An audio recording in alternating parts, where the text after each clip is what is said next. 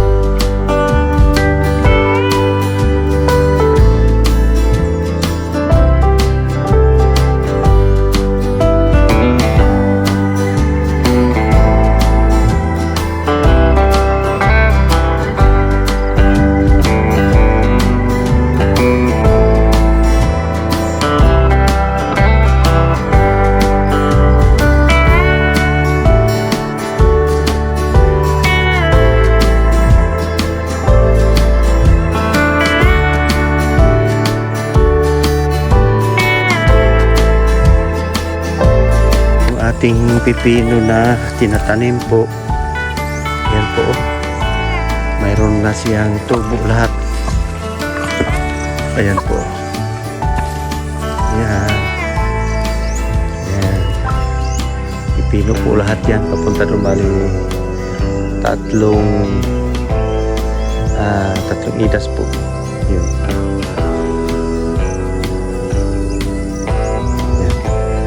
Naman tayo sa mga dating pananim. Tingnan lang natin po.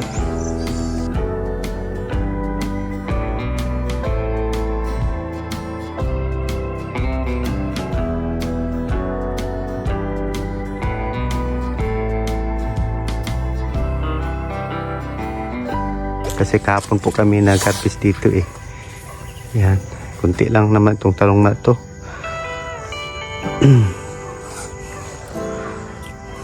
Yung ating sitaw, ito na po yung mga update niya. Kahapon po kami nag-harvest dito at saka bukas na naman po ulit kami harvest ng ating mga munting mga gulay po. Itong mga gulay na ito. Yan, mga sitaw. Ano po ang ating pipino ngayon, wala na, off na talaga, hindi na siguro ito nakabunga. At least mayroon na akong resback doon, yung nakita nyo kanina, maliit pa, mayroon na siyang mga dahon.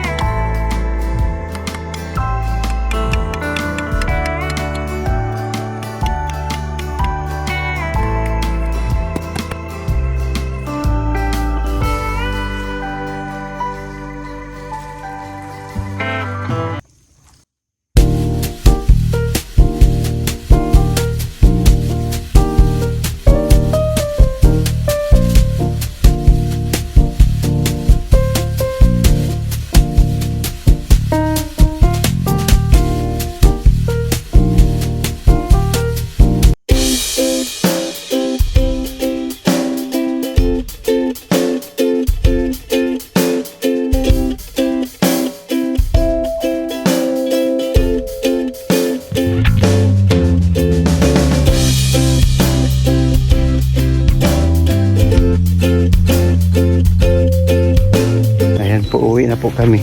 Galing sa aming farm. Kami uwi na dun sa aming bahay. At pagkatapos po nito ay pupunta na kami doon kala ni Dula. Tingnan natin kung ano yung handa nila doon. Kasi gusto ng subscriber nila ni Sin at Duna. Papakain po sa mga pamilya. At kasama ako doon sa umbitan ni Duna po kanina hapon. Yan po. Punta na namin mamaya anong oras kaya ang umpisa.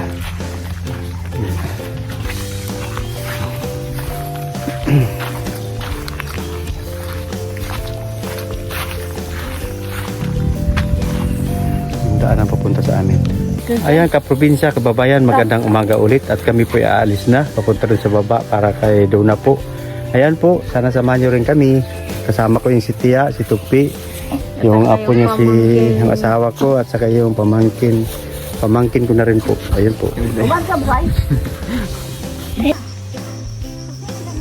Ayun po yung aming daanan, sobrang putik po. Ayun yung aking mga kasama, no. Talagang hirap sa putik. Ayun si Tia, mayroong panungkod. Tako ka ng kwandraw. Diya makanag-agi sa lapok kay Tia. Tama sa bangka. Ito na. Ako po bangka. Tabangka. Sa bangka. Bangka ni Bed. Na. Patanahag dito patanahag ko no. Kaya dangog kayo. Sigurado. Yan. Mas naapag dangog kayo. Ayan po yung daanan dito sa amin. Nakikita niyo po yung view na yan. Yan sa baba. Yan ang pupuntahan po natin. Andiyan yung bahay na ni Duna, ni Sin. Diyan po kami rin nakatira doon sa bahay. May bahay kami doon. Yung bahay na ni Mama at saka Papa. Pero wala na po sila. Nagpahinga na po. Yan po. Daanan.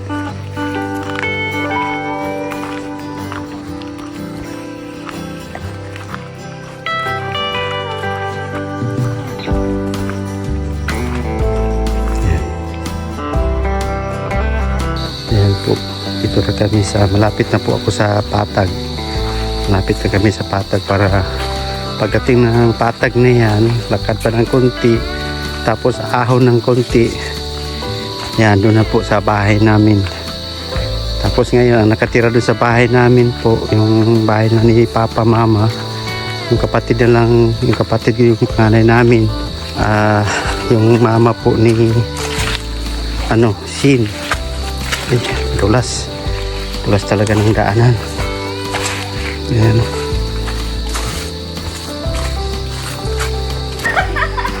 Yan, dahan-dahan lang, hinahinay lang kay piting disura sa atong dalan di ari. Yan po, ang hirap ng daan talaga, malakas masyado yung ulan. Ito yung pinagdaanan ng ulan nung sobrang lakas, yung kanal po. Doon na po sila. Paahon na sila doon.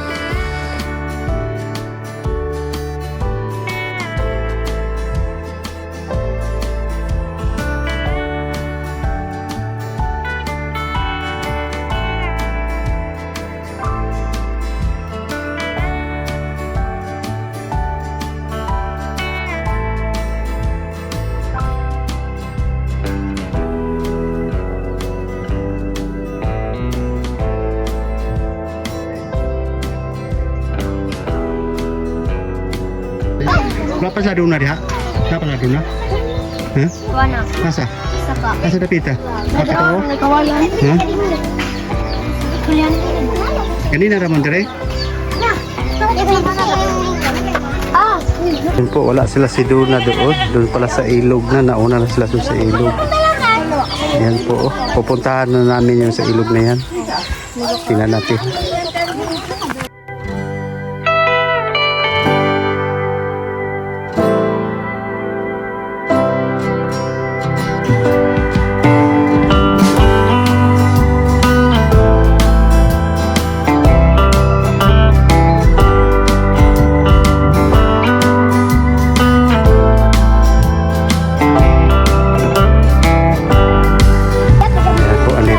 Sila pala yung lugar na pinaglagyan nila ng kanilang ano para pakainan ng pamilya. Dito pala marami-rami na pala sila dito.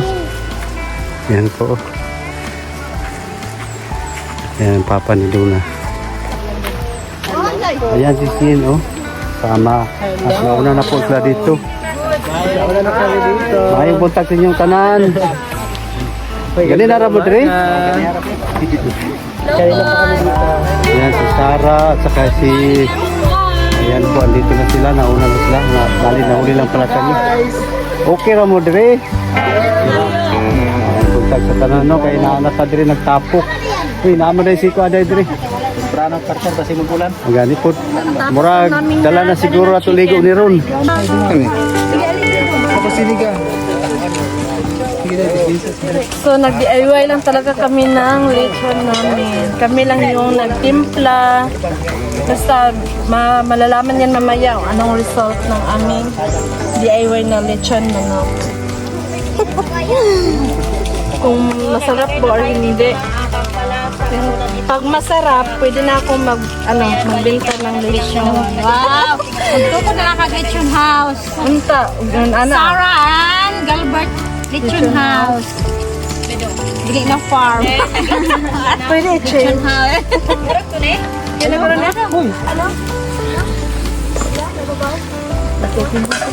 Ang sarap talaga ng kain natin ngayon. Kasi may sabaw.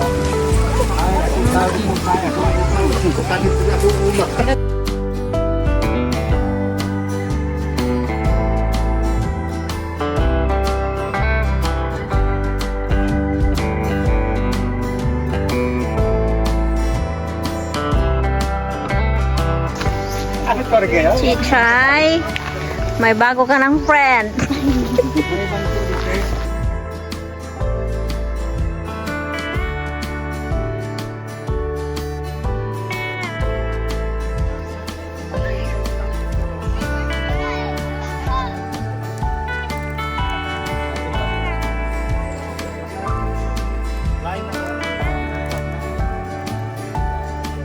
Ana kira resulta ana. Tiga. Sa luparon nga resulta.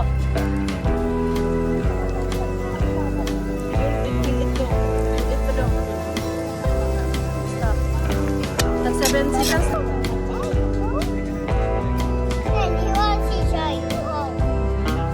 Ayan na po, umakit na po si Kuya Dinis ng niyog. Kasi kuha po kami ng buko. Oh.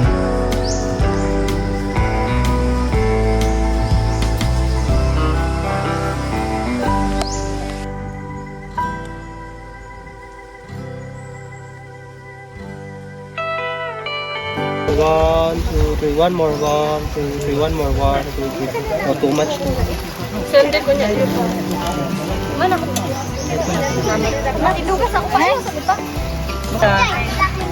So, kahit konti lang yung ating chicken, ang importante, hanapan natin siya ng paraan, tsaka naparami natin siya. Siyempre, nagkaroon tayo ng adobo. Wala talaga to sa plano namin. Sadyang ano lang, nag-suggest na lang ako kay Papa Watik, mag-adobo na lang kami kasi nga, bali 7 pieces po yung ating chicken, then 6 naman yung ating lechon. So, yung isang manok is, ginawan ko na ng paraan upang maging adobo. Tara, hindi big ka na. Ulan, pa istorya rin.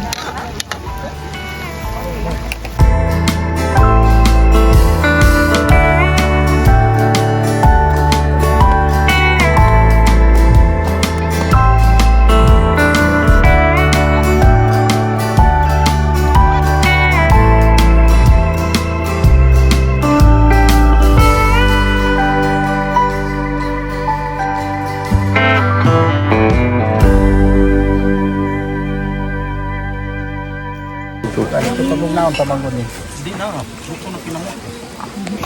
Isa na, be. Ako, be. Be. Ay, cold. Cold drink ka na. John! Dali na. Bali, dinamihan na pala namin yung tubig ng niyog para naman may maano kami, mainom.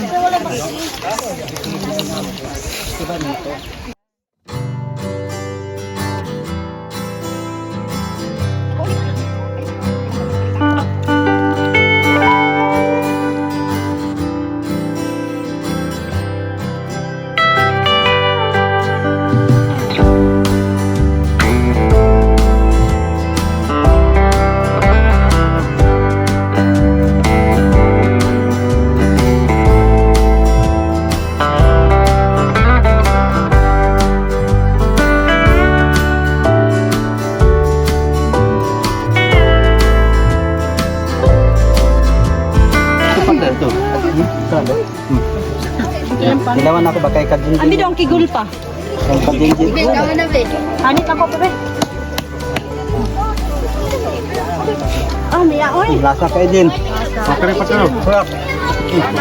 Ako sa kalami sa timpla ni Sara. Sa tabi? Nakalimot ko sa kalami sa pagtimpla ni Sara. Ilang din, tukod na taglitsunan. Oo, na may gitsunan. Bili kayo sa amin ha. Kasi pangalan ani. Manukad Sara Jin. Sara, Gilbert Kitchen House. Oo, si Gilbert diri. Absent man to. Ang mga present lang.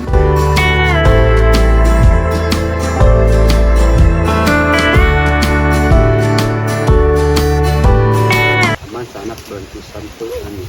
Aman nga labing gamhanan tagistanan Ginoo, salamat kay sa imong kaayo, salamat sa mga panahon. Salamat sa mga panalangin Ginoo, labi na sa mga nag-subscribe, nag-share silang blessing Ginoo. Salamat ikaw pa mga balik pa sa pilong nga daghan panalangin kanila Ginoo. O pinagining pagkaon Ginoo kung ginapangay ito diyan salig pasalamatan, pinagining pagkaon makatag kay Msika Espalawas. Usad sa mga kamot nag-andam ni Ginoo akong pasalamatan Ginoo, pinagining pagkaon makatag kanunay kay Muso aron gamiton namo sa among pagtrabaho. So Ginoo kanang pinapangay ito diyan salig pasalamatan sa imong bugtong anak ni Kristo. Ug kanimo aman nga labing gamhanan tagistanan, Dios ni isa Dios sa kanturan. Amen. Amen. Kain po tayo!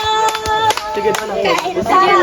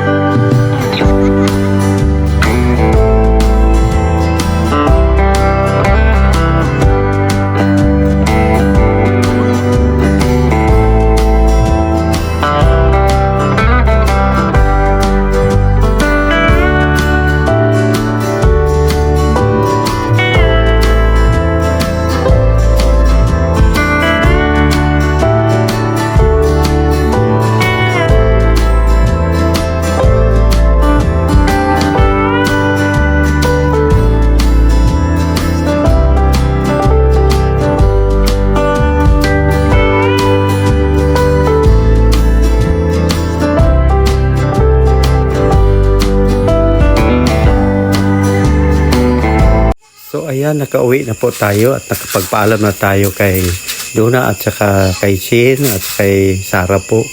At gusto ko po magpasalamat kay Justina. Salamat kay ni mo Ma'am Justina. Pinagi sa imong gipadala o gi-share ni imong blessing. Nakakaon na busog mi og nabanding pa namo ang among pamilya. Inaot nga daghan pang mga blessing mo abot kanimo. Amping kanunay diha Ma'am. O nandito lang tayo nagtapos yung ating vlog po. Please don't forget to subscribe and like, comment sa aming vlog po, Rose and Joel sa probinsya. Ayan po, bye-bye. God bless po sa atin.